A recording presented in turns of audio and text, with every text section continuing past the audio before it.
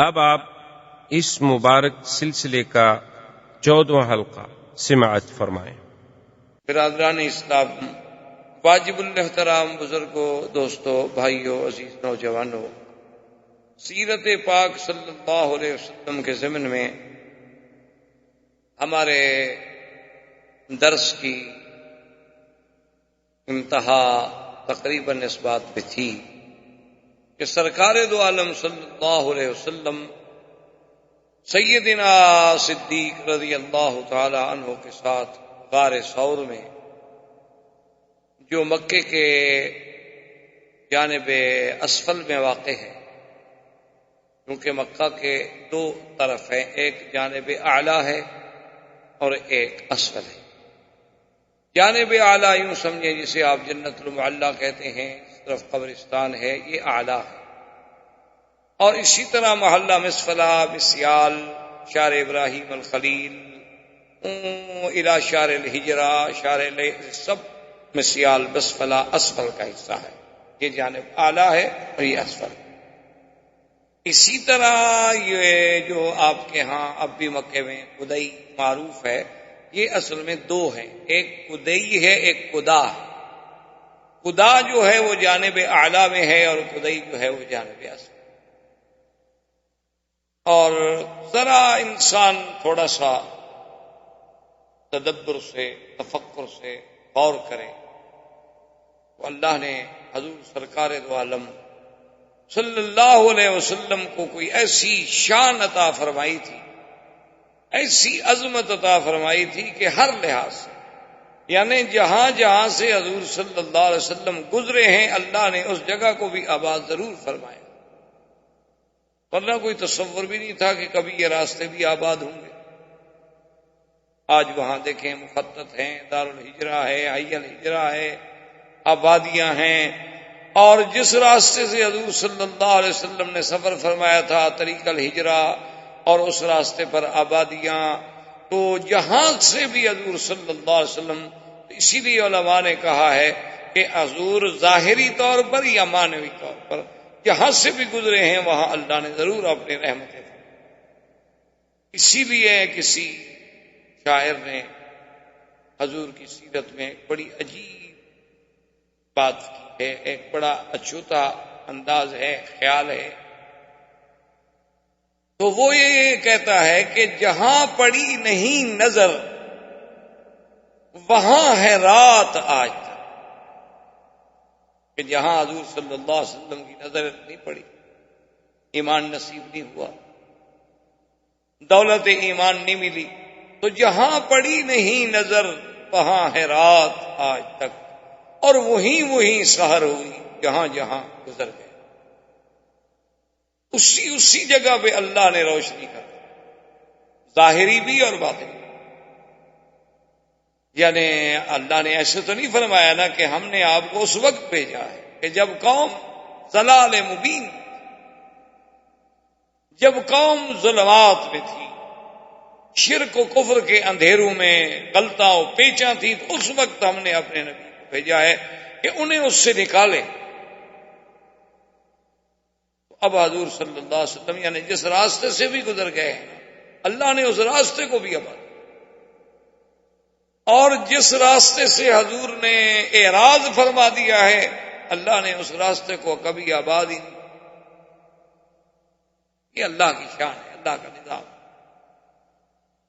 ورنہ دیکھیں دنیا میں اور بھی تو پہاڑ ہیں بھائی، اسی مکے میں دیکھ لو کوئی پہاڑوں کی کمی ہے تو مکہ ہے ہی پہاڑوں کا شہر، لیکن جس پہاڑ سے حضور کو نسبت ہوئی کہ غار حرا میں عبادت فرمائی، جبریل آیا، وحی آئی، آج تک وہ غار حرا تاریخ کا حصہ بنا۔ غار ثور میں حضور صلی اللہ علیہ وسلم نے ہجرت کی راتوں میں 3 راتیں قیام فرمایا، تو غار ثور تاریخ کا حصہ بن گئی قیامت تک، جب تک یہ دنیا قائم ہے غار ثور اور غار حرا کا نام قائم ہے۔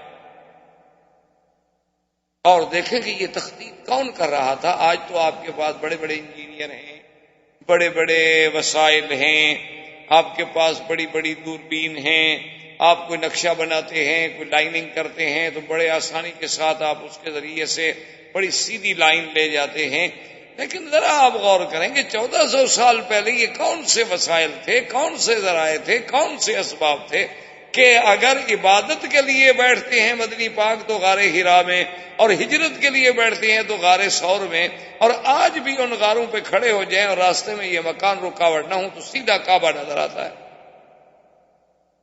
یعنی اس غار سے نکل کے آپ کھڑے ہوں تو آپ کعبہ شریف نظر آئے. یہ تخطیط آخر کس نے، کیسے ہو گیا؟ اتفاق ہے.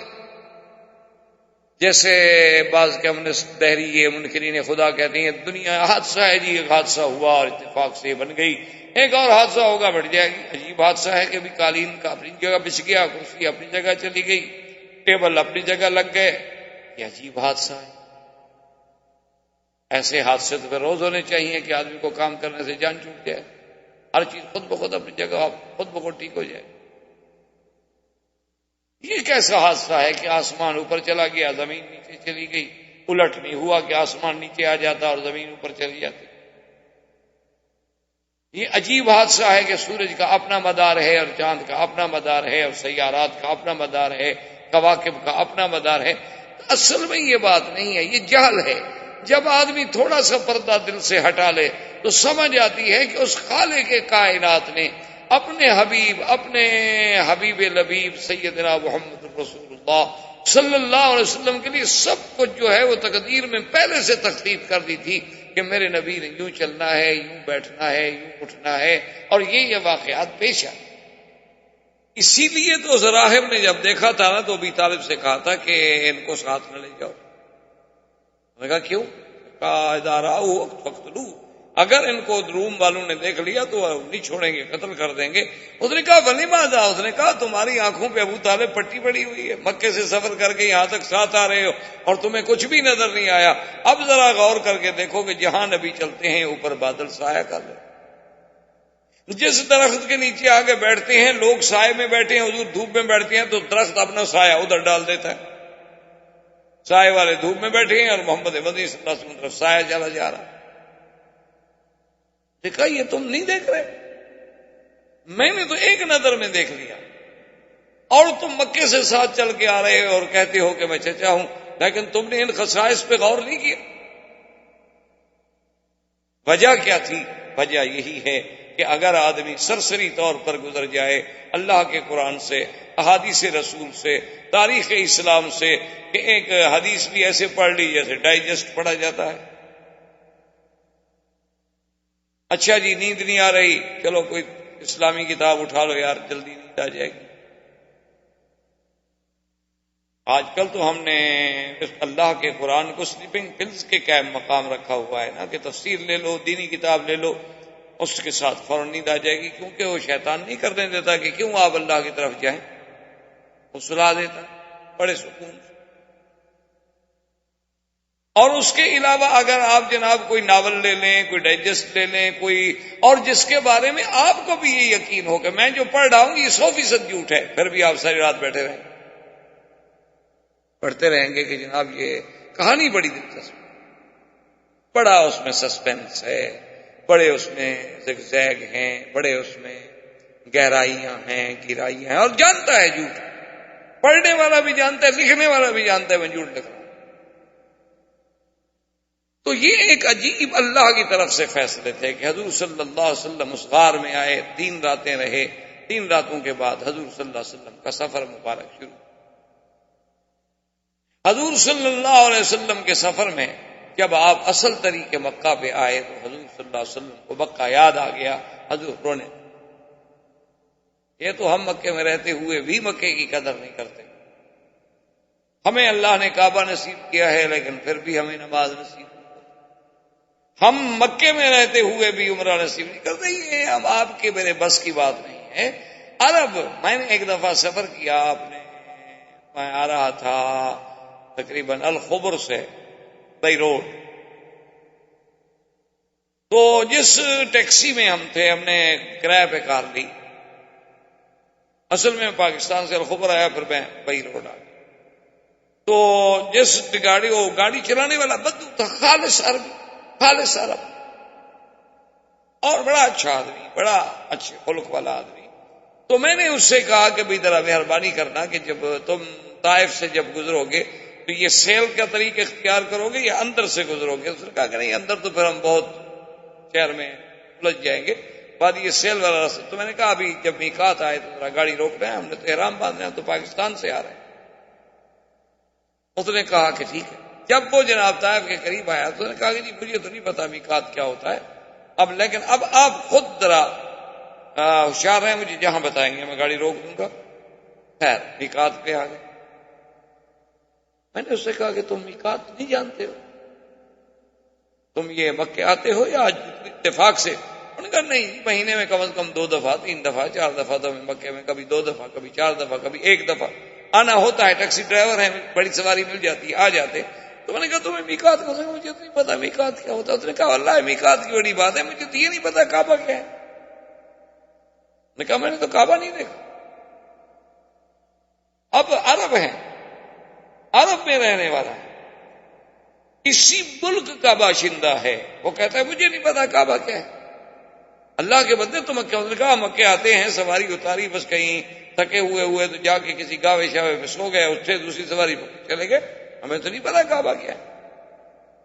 تو میں نے کہا کہ یار چلو آج ہمت ہی کر لو، آج ہی احرام باندھ لو۔ انہوں نے کہا احرام کیا ہوتا ہے؟ کہا ہم تمہیں بندوا دیں گے۔ خیر ہم نے احرام خریدا اس بیچارے کے لیے، اس کو سمجھایا، اس نے مہربانی کی، اسی تمام بڑا خوش ہو گیا کہ چلو الحمدللہ میں بھی کہہ سکوں گا کہ میں نے زندگی میں عمرہ کیا تھا۔ تو کعبہ شریف میں آیا، اسے نہیں پتا کہ حجر اسود کیا ہے، تو آپ کہاں سے شروع ہونا ہے، کوئی پتا۔ تو یہ ہمارے اصل بات یہ نہیں ہے کہ ہم نہیں جاتے یا ہمیں ٹائم نہیں ملتا، اصل بات یہ ہے کہ وہ آنے نہ دے تو ہم کیسے جائیں؟ وہ اپنے گھر میں نہ آنے، اتنا قریب رکھ کر بھی نہ آنے، سامنے بٹھا کے بھی نہ آنے دے۔ کتنے لوگ ہیں بستے لگا کے سامنے کھڑے رہتے ہیں، اذان ہو رہی نماز نہیں پڑھتے۔ حضور صلی اللہ علیہ وسلم کے روضے کے نیچے کھڑے ہوئے ہیں، بستے بچھے ہوئے ہیں، کپڑے بچھے ہوئے ہیں، چھپ کے کھڑے ہوئے ہیں کہ نماز کب ختم ہو اور اب جگہ پر جائیں، ہمارا وہ جگہ جو ہے قبضے میں نہ آ جائے۔ حضور کے روضے کے نیچے کھڑے ہیں، کعبۃ اللہ کے سامنے کھڑے ہیں، سگریٹ ہاتھ میں ہے، انہیں کوئی پتہ ہی نہیں، کوئی سانس ہی نہیں۔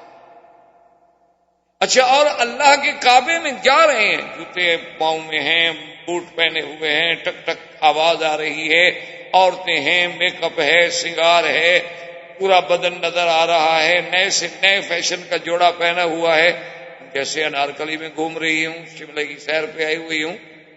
بات نہیں، کوئی ایسی بات نہیں، بس احرام میں سفید کپڑا باندھ لیا، اس کے بعد جناب کچھ نہیں۔ یہ اصل بات یہ نہیں، اصل بات یہ ہے کہ اللہ قریب رہ کر بھی اگر ہمیں ان چیزوں کی قدر اور سمجھ نہ دے تو اس کا معنی یہ ہے کہ ہمیں اس نے ان چیزوں سے نعمتوں سے محروم رکھا ہے۔ تو حدیث موجود ہے صحیح میں کہ فبکا رسول اللہ، حضور رو، سیدنا صدیق نے فرمایا، عرض کیا کہ ماذا یبکی کہ یا رسول اللہ، کیوں روئے؟ فرمایا کہ مکے کا راستہ دیکھ کے مجھے مکہ یاد کہ میں مکہ چھوڑ کے جا رہا ہوں۔ مکہ چھوڑ کے جانا کوئی معمولی سی بات تو نہیں۔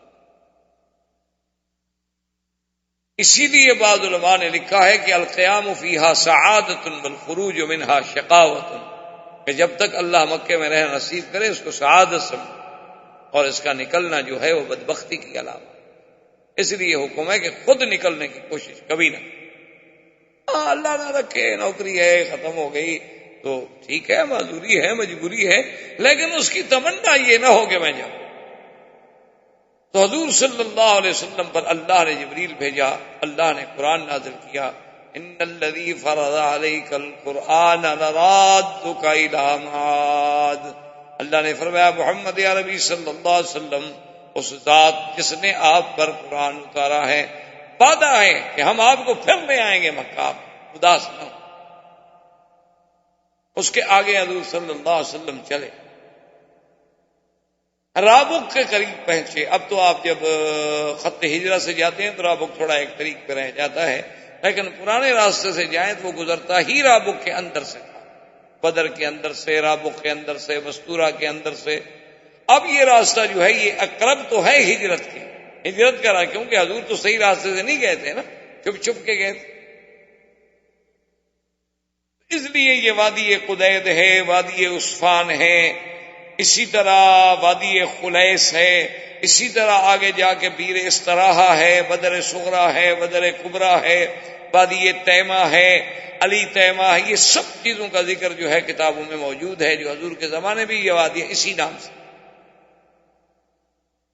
بالکل اسی نام سے آج تک وہ حدیث میں کتاب میں نام موجود ہیں. اسی طرح وادی صرف ہے، یہاں بی بی میمونہ کا مزار ہے. تو حضور صلی اللہ علیہ وسلم جب آگے گئے تو سیدنا ابو بکر فرماتے ہیں کہ میں نے دیکھا کہ پیچھے سے کوئی سوار گھوڑا دوڑا کے آ رہا ہے. تو میں نے حضور صلی اللہ علیہ وسلم کی خدمت میں عرض کیا کہ یا رسول اللہ کوئی آدمی پیچھے آ رہا ہے ہمارے تعاقب میں، کیونکہ اتنا تیز گھوڑے دوڑانے کی کیا ضرورت ہے؟ بلا آدمی جب جنگل میں ہو، صحرا میں ہو، تو اکیلا کیوں گھوڑا دوڑاتا پھرے؟ ایک آرام سے چلتا ہے نا، ایک رفتار سے میں سفر کروں. لیکن اس کا آنا اس تیزی سے دلیل ہے کہ وہ کوئی اچھی بات نہیں ہے، کوئی ہمارے تعاقب میں ہے. اور حضور صلی اللہ علیہ وسلم پڑھ رہے تھے. اس کے بعد حضرت صدیق فرماتے ہیں میں نے پھر عرض کیا تو حضور نے ایک ہی جواب دیا کہ ما ظنک باثنین اللہ ثالثہما. ابو بکر تمہیں کیا غم ہے؟ جن دو کے ساتھ تیسرا خدا ہو ہمیں کیا ڈر؟ اللہ جو ہمارے ساتھ ہے. اب حضرت ابو بکر رضی اللہ تعالیٰ عنہ فرماتے ہیں کہ وہ سوار اتنے قریب آ گیا کہ اگر وہ اپنا نیزہ پھینکتا نا تو ہمیں مار سکتا تھا. تو میں نے پھر عرض کیا، میں نے کہا کہ یا رسول اللہ وہ تو بالکل ہمارے سر پہ آ گیا ہے، ہمارا مخالف دشمن. آپ نے فرمایا ابو بکر کیوں غم کرتے ہو؟ ما ظنک باثنین اللہ ثالث. اللہ جو ہمارے ساتھ ہے تو غم کا کیا مطلب؟ بس اتنی دیر گزری کہ سراقہ کہتی ہیں کہ یکدم میرے دونوں گھوڑے کے اگلے پاؤں جو تھے وہ زمین میں دھنس گئے اور میں گر گیا. کہتے ہیں واللہ ما سکت انفس فی حیات، مجھے خدا کی قسم ہے تو زندگی میں کبھی گھوڑے سے نہیں گرا تھا. میں تو شاہ سوار آدمی، عرب کے لوگ تو گھوڑے کے شاہ سوار ہیں. گھوڑا، اونٹ، شکار، باز، شکرا، یہ سب ان چیزوں کے تو بادشاہ ہیں کیونکہ ساری زندگی ان سے کھیلے ہیں. تلوار، نیزہ، تیر اندازی، یہ تو ان کے یعنی جوہر تھے. ان کا بچہ جو ہے وہ تو کھیلتا تلوار سے تھا، خنجروں سے. یہ تو اب ہے نا ماشاءاللہ کہ وہ کمپیوٹر سے، ویڈیو سے، فلموں سے کھیلتا ہے. تجھ کو بتاؤں میں تقدیر عمر کیا ہے، شمشیر و ثنا اول طاؤس رباب. اب ہماری انتہا اس میں. اسی لیے اقبال نے کہا تھا نا کہ کیا خوب امیر فیصل کو سنوسی نے پیغام دیا، تو نام و نسب کا حجازی ہے پر دل کا حجازی بن. تو آج وہ بچہ جو کبھی تلوار کی جھنکار پہ سوتا تھا، آج وہ مغنیہ کے گانے کی آواز پہ سوتا. اس لیے شورش کاشمیری اللہ اس کی قبر پہ رحمت کرے، تو ان کا ایک عجیب سا جملہ ہے. وہ کہنے لگا کہ جب جہاز کے سیڑھیوں پہ کھڑے ہوئے میں نے نظر ڈالی تو میں نے کہا کہ مولا یہ وہی قوم ہے عرب، یہ وہی قوم ہے کہ جن کی ابتدا ام اسماعیل سے ہوئی تھی اور جن کی انتہا ام کلثوم پہ ہو گئی. یہ وہی ہے کہ ان کی ابتدا تو سیدنا اسماعیل کی اماں سے ہوئی تھی کہ وہ اسماعیل کو لے کے آئیں، زمزم نکلا، یہاں عرب آباد ہوئے. اور انتہا ان کی کیا کہ بڑے سے بڑا مفسر قرآن بھی مر جائے، 10,000 آدمی جنازے میں نہیں آتا. مغنیہ مر گئی، لوگ مر گئے، لوگ مر گئے جنازے میں. حیرت ہوتی ہے، سمجھ نہیں آتی کہ کیا ہو گیا قوم. کس طرح قومیں اس طرح مسخ ہو جائیں گی قومیں کہ ایک فاسقہ، فاجرہ، زانیہ سب پڑھ رہے ہیں کہ یہ زانیہ ہے، فاسقہ ہے، فاجرہ ہے. ایک غیر محرم اب مرد کے ساتھ ہوٹلوں میں داد عیش دے رہی ہے، مرد 20 لاکھ آدمی سڑک پہ کھڑا. کیا ہو گیا ہے قوم کو؟ کیوں ہم سب میراثی بن گئے؟ ہمیں کیا ہو گیا؟ ہماری میراث تو یہ نہیں تھی. تو اب حضور صلی اللہ علیہ وسلم کے تعاقب میں آنے والا سراقہ یہ رابق کا سردار تھا. اس کو پتہ چل گیا تھا کہ ابو جہل نے اعلان کیا ہے کہ جو محمد مصطفیٰ صلی اللہ علیہ وسلم اور ابو بکر کو پکڑ کے لائے گا تو 100 اونٹنی انعام میں ملے گی. وہ 100 اونٹنی کے لیے دوڑ رہا تھا کہ 100 اونٹنی کے اس زمانے میں کوئی معمولی قیمت تو نہیں. وہ کہتا ہے کہ میں تو زندگی میں کبھی گھوڑے سے نہیں گرا تھا، اور پھر گھوڑے کے پاؤں وہاں دھنس رہے ہیں کہ نیچے کوئی ریتیلی زمین ہی نہیں ہے، وہ تو کنکر والی زمین. میں حیران ہوا. خیر گرا، اٹھا، کپڑے جھاڑے. اس کے بعد پھر میں نے گھوڑے کو کھینچا، مہمیز دی تو گھوڑے نے پاؤں نکالے. پھر میں گھوڑے پہ بیٹھا، پھر میں نے گھوڑا دوڑایا. جب میں قریب آیا تو پھر میرے گھوڑے کے پاؤں دھنسے، میں پھر گر گیا. تو کہتا ہے میں سمجھ گیا کہ یہ میرا گرنا میری کمزوری نہیں، یہ گھوڑے کی بھی کوئی شرارت نہیں. جن کے تعاقب میں جا رہا ہوں ان کی کوئی حفاظت کرنے والی ذات حفاظت کر رہی. فنادى بأعلى صوت الأمان يا محمد. زور سے چیخا، کہنے لگا محمد مصطفیٰ بس اب مجھے امان.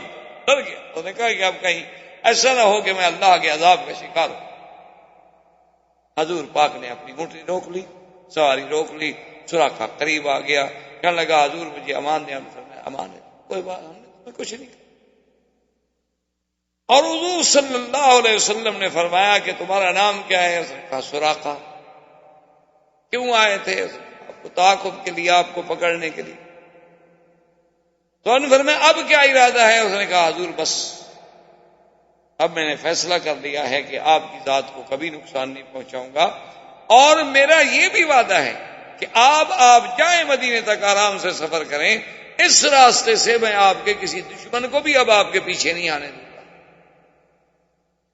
اب دیکھیں کہ وہ ذات پاک جو خود اپنے دشمنوں سے تنگ آ کے مکہ چھوڑ کے ہجرت کر رہی ہے، دشمن جس کی تلاش میں ہے، ڈھونڈ رہا ہے، تلاش کر رہا ہے. حضور نے فرمایا اب سراقہ ایک بات میں تمہیں بتاؤں. اس نے کہا حضور بتائیں.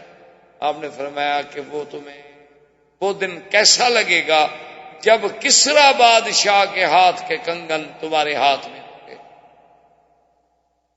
سراقہ کہتے ہیں میں نہیں سمجھ رہا. میں نے کہا عجیب بات کہ ایک آدمی خود پناہ لینے کے لیے ایک شہر چھوڑ کے دوسرے شہر میں جا رہا ہو، اور مجھے خبر یہ دے رہے ہیں کہ سپر پاور ختم ہو جائے گی کسرا کی، اور ان کے بادشاہ کے کنگن آئیں گے، اور پھر وہ میرے جیسے ایک بدو، ایک عرابی، ایک رابق میں رہنے والے آدمی کے ہاتھ میں ہوں گے. کہاں کسرا؟ ہم نے تو کبھی مکے پر حکومت کرنے کا خواب نہیں دیکھا تھا کہ جائے کہ کسرا بادشاہ کے کنگن ہمارے ہاتھ میں آئیں گے. میں نے کہا ٹھیک ہے آپ جو فرما رہے ہیں، لیکن یا رسول اللہ مجھے ایک بات کریں کہ امان لکھ دیں. آج آخر میں نے آپ سے امان مانگی ہے، آپ نے کہا کہ امان ہے، تو مجھے لکھ دیں کہ اگر کبھی کوئی وقت آئے تو آپ کی جماعت مجھے امان دے. آپ نے فرمایا ابو بکر فقط لکھ دو. حضرت ابو بکر نے کاغذ پہ لکھ دیا کہ اللہ کے رسول نے اس کو امان دی ہے، اگر کبھی مسلمانوں کے قبضے میں آ جائے تو مسلمان بھی اس کو امان. خدا کی شان دیکھیں کہ جب مکہ فتح ہو گیا، سرکار دو عالم حنین میں تشریف فرما ہے، طائف فتح ہو گیا، تو یہ سراقہ قیدی بن کے حضور کے سامنے لایا گیا.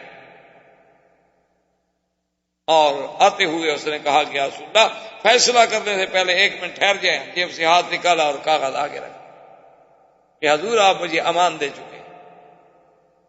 آپ نے فرمایا الیوم یوم بر و وفا یا سراقہ، آج وفا کا دن ہے، آج بھلائیوں کا دن ہے، جاؤ ہم نے تم کو امان دی ہے، بالکل ہم اپنی زبان پہ قائم. اس نے کہا یا رسول اللہ اب کہاں جاؤں؟ وہ جانے والے دن گزر گئے، اب تو میں اسلام لانے کے لیے حاضر ہوا، کلمہ پڑھا، مسلمان ہو گیا. اچھا اللہ کی شان دیکھیں کہ سرکار دو عالم، سرکار دو جہاں نے جو خبر دی تھی حضرت عمر کے زمانے میں کسرا فتح ہو گیا، اسلام کا پرچم لہرا گیا، سپر پاور ٹوٹ پھوٹ گئی، نہ کسرا رہا نہ کیسر رہا. لا کسرا بعدہ ولا کیسر بعدہ. حضور نے فرمایا ختم ہو جائے. اور بادشاہ بھاگ گیا، اس کے وہی کنگن جو تھے وہ مال غنیمت میں آئے اور حضرت عمر کے سامنے پیش. حضرت عمر نے جب دیکھا انہوں نے فرمایا آئین سراقہ، سراقہ کہاں ہے بھائی، اس کو تلاش کرو. سراقہ آ گیا. حضرت نے فرمایا کہ سراقہ حل تذکر ما قال بک محمد صلی اللہ علیہ وسلم، سراقہ تمہیں یاد ہے کہ تمہیں ہمارے نبی نے کیا وعدہ کیا تھا رابق راستے میں؟ انہوں نے کہا یاد ہے امیر المومنین. انہوں نے فرمایا تھا کہ کسرا کے جو سواری کسرا اس کے ہاتھ کے کنگن جو ہوں گے وہ تمہارے ہاتھ میں ہوں گے. تو میں نے فرمایا کھڑے ہو جاؤ، میں اپنے ہاتھوں سے تمہیں پہناتا ہوں تاکہ میرے مدنی کی بات پوری ہو جائے، اور تم سارے صحابہ میں چل کے ان کو یہ دکھاؤ اور بتلاؤ کہ اللہ کے نبی نے کیا کہا. یعنی اندازہ فرمائیں صداقت رسول کا، اندازہ فرمائیں علم نبی کا، اندازہ فرمائیں اللہ کے وحی سے اللہ کے نبی کے تعلق کا، کہ خود مہاجر بن کے جا رہے ہیں اور خبر دیتے ہیں کہ کس طرح ختم ہو جائے گا. اب حضور صلی اللہ علیہ وسلم جب آگے بڑھے سفر کرتے ہوئے تو راستے میں ایک جگہ آپ کو پانی کی ضرورت ہوئی، پانی ختم ہو گیا، اور اونٹنیوں کے ساتھ جو دودھ تھا دودھ بھی نہیں رہا. رات دن کا سفر، متواتر سفر، اور کوئی خوراک نہیں، کوئی غذا نہیں. دور ایک خیمے میں نظر پڑی تو حضور نے فرمایا کہ ابو بکر اس خیمے میں جاتے ہیں، ان کے ساتھ جا کے ہم کچھ دیر گزارتے ہیں، اور شاید ہمیں کوئی دودھ مل جائے، کوئی پانی مل جائے، کوئی کھانے کی چیزیں مل جائیں. کیونکہ لوگ عرب لوگ تھے جیسے خانہ بدوش ہوتے ہیں نا جی، کہیں خیمے لگا لیے بیٹھ گئے، اور جہاں ہریالی دیکھی پھر مال کو لے کے وہاں چلے گئے، ادھر بارش ہو گئی تو مال اٹھایا ادھر چلے گئے. اب تو ان کی تو زندگی ایسی ہوتی تھی، خیموں میں ادھر جاتی. تو جب حضور وہاں گئے تو دیکھا کہ ایک بوڑھی عورت ہے، حدیثوں میں اس کا نام ہے معبد.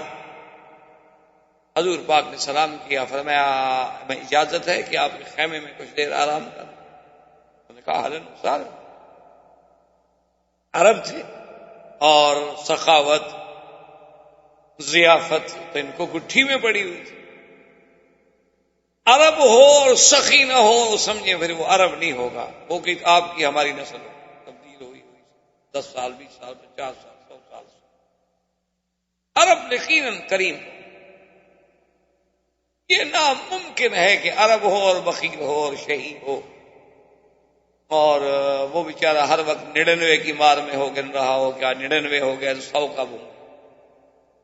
یہ عرب ایسی انہوں نے تو کل کا کبھی نہیں سوچا کہ کل کیا ہوگا. ہوگا جو ہوگا نہیں ہوگا. پتہ ہے ضروری ہے کہ ہم زندہ رہیں گے، کل آج کیوں خرابی کے ساتھ بھوکے گزاریں.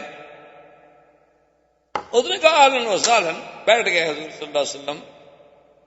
حضور نے فرمایا کہ اماں جان، بوڑھی اماں، تمہارے گھر میں کوئی کھانے پینے کا؟ اس نے کہا واللہ یا رسول اللہ اگر کوئی چیز، اس کو پتہ نہیں ہے کہ حضور رسول اللہ. اس نے کہا کہ میں میرے مہمان ہیں، اگر میرے خیمے میں کچھ ہوتا تو آپ کو مانگنا پڑتا.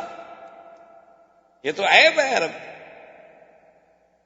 اسی لیے قرآن نے سیدنا ابراہیم صاحب نے پڑھا ہے نا کہ جب مہمان گئے تو بس ملنے کے فوراً بعد اور اس وقت واپس آئے کہ ایک بچڑا ذبح کر کے بھون کے پکا کے جناب ایک بڑا گوشت سامنے رکھا. فقربہ الیہم فقال الا تاکلون. آؤ بھائی کیوں نہیں کھاتے ہو؟ حالانکہ دیکھیں اللہ کے نبی تھے. اچھا پوچھ لیتے پہلے ذرا تفصیل ہو جاتی تو نہ بچڑا ذبح کرنا پڑتا، نہ تکلیف کرنی پڑتی، نہ گوشت پکانا پڑتا. لیکن علماء نے لکھا کہ سنت الانبیاء اور عادت الکرام، سخی اور کریموں کی عادت یہ نہیں ہوتی کہ مہمان سے پوچھیں گے جی آپ نے کھانا کھانا ہے. یہ تو ہمارے یہاں رواج ہے نا، پوچھتے ہیں اچھا جی آپ کیا پیئیں گے؟ شریف آدمی کہے گا کچھ نہیں. ڈھیٹ ہے تو کہہ دے گا کوئی گرم چائے ہے لا دو بھائی. اگر شریف آدمی ایک کریم آدمی ہے تو اس سے جب پوچھا جائے تو اس کی تو بڑی عزتی ہے، توہین ہے، آداب اسلام کے خلاف ہے. یہ تو انگریزوں کا کوئی طریقہ ہوگا. اسلام تو یہ کہتا ہے جو آپ کے گھر میں ہے، پانی ہے، چائے ہے، کچھ ہے، پیش کر دو بس ٹھیک ہے یہ لو. اس کے بعد مرضی ہے مہمان پیے نہ پیے، پوچھنے کا کیا مانا. اور ہمارے ہاں تو ماشاءاللہ پوچھنے کے بھی بڑے انداز ہو گئے ہیں. بعض لوگ یہ کہتے ہیں او جی ماشاءاللہ آپ کب آئے؟ جی کل آیا تھا. او جی آپ تو بڑے لوگوں کے مہمان ہوں گے، ہم غریبوں کے پاس کب آتے ہیں؟ آپ تو اچھا ماشاءاللہ کہاں ٹھہرے ہوئے؟ مقصد یہ ہے کہ میرے گھر تو نہ ہو نا، دفعہ ہو جان چھوڑو. یا ساتھ یہ کہہ دیں کہ چلیں جی ابھی میں آپ کو چلو دیکھیں نا جی اب گھر جانے کا وقت تو نہیں ہے، ہوٹل میں آپ کی کچھ سروس کر دیتا ہوں، خدمت کر دیتا ہوں۔ ویسے ٹائم تو ہو رہا ہے، اب ایئرپورٹ بھی پہنچنا ہوگا۔ یہ کون سی دعوت ہے؟ یہ دعوت ہے یا عداوت ہے؟ اسلام ان باتوں کا قائل نہیں ہے۔ اسلام یہ کہتا ہے کہ جو اللہ نے تمہیں دیا ہے تکلفات میں نہ پڑو۔ ہم تمہارے گھر میں پانی ہے، پانی لے آؤ، لسی ہے، لسی لے آؤ، تمہارے گھر میں شربت ہے، شربت لے آؤ، چائے ہے، چائے لے آؤ، میٹھا نہیں ہے، نمک ڈال دو۔ کوئی چیز جو تمہارے گھر میں ہے، اسی لیے حضور نے فرمایا نا کہ وہ گھر کبھی برکت والا نہیں ہوتا جس کے گھر میں کھجور نہ ہو۔ کیوں کہ جب آیا کوئی مہمان، چلو 4 چیزیں اب ایک پلیٹ میں رکھے، 4 دانے آگے رکھ دیں، بات ختم ہو گئی۔ اسی لیے عربوں کی صفت میں یہ شامل تھا کہ کھجور، زیتون، یہ چیزیں ہمیشہ عرب کے گھرانوں میں موجود ہوتی ہیں۔ کیوں؟ یہ ایسی چیز ہے کہ جب آؤ تیار ہے، کچھ کرنا نہیں پڑتا۔ زیتون نکالا، 4 دانے رکھے اور روٹی کا ایک ٹکڑا رکھا، پیش کر دیا۔ ضروری تو نہیں کہ آپ ہمارے لیے یا کسی مہمان کے لیے، تو تکلفات جو ہیں یہ تو خیر ایک الگ چیز ہے۔ تو بہرحال اس نے کہا کہ یا رسول اللہ اگر میرے گھر میں کچھ تو کبھی ہو سکتا ہے کہ میں آپ کو مانگنا پڑتا۔ آپ نے فرمایا اچھا یہ جو دور بکری بیٹھی ہوئی ہے؟ اس نے کہا حضور یہ تو بیمار ہے بیچاری، یہ تو ریوڑ کے ساتھ بھی نہیں گئی، میرا خاوند جو ہے وہ مال مویشی لے کے چرانے گیا، یہ تو چل نہیں سکتی، کھڑی بھی نہیں ہو سکتی۔ آپ نے فرمایا چلو نہ کھڑی ہو سکے تمہاری اجازت ہے کہ ہم دودھ نکال لیں؟ وہ بوڑھی ہنسنے لگی، کیا کہہ رہے؟ حضور صلی اللہ علیہ وسلم تشریف لائے اور اس بکری کے پشت پہ آپ نے ہاتھ پھیرا اور اس کے بعد آسمانوں کی طرف نظر اٹھائی کہ اللہ تیرا نبی آج مہمان ہے اور پیاسا۔ اسباب کی حد تک تو ہم بکری کے پاس آ گئے ہیں، لیکن دودھ دینے والا تو ہے نا۔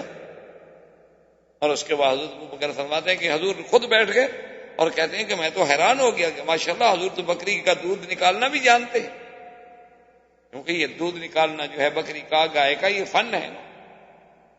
ہمارے بچے تو خیر بیچارے کیا سیکھیں گے، ان کا گزارا تو مرائی پہ ہے، علی پہ سعودیہ پہ، ان کو کیا پتا دودھ بھی کبھی نکالا جاتا ہے۔ ان کے لیے تو یہ بڑا یعنی ایک عجیب سا کھیل ہوگا، دیکھنے کے لیے بڑے انجوائے کریں گے اگر دیکھیں کہ بھی کیسے جانور کا دودھ نکالا جاتا ہے۔ وہ بیچاروں نے کبھی اپنا دودھ نکلتا ہوا نہیں دیکھا ہوگا۔ تو خیر بہرحال تو حضور نے بڑے آرام سے کیوں بیٹھے اور برتن دونوں ٹانگوں میں پھنسایا اور بڑے پیار سے اس کو کھینچا۔ وہ کہتے ہیں وہ تو ایسے اتنی زور زور سے دودھ کی لاٹیں لگ رہی تھی جیسے ماشاءاللہ کوئی تندرست بکری بھی اتنا دودھ نہ دے۔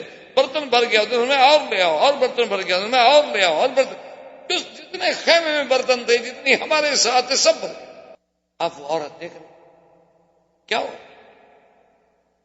حضور نے خود پیا، آپ کے ساتھی نے پیا، دلیل نے پیا، ام معبد نے پیا۔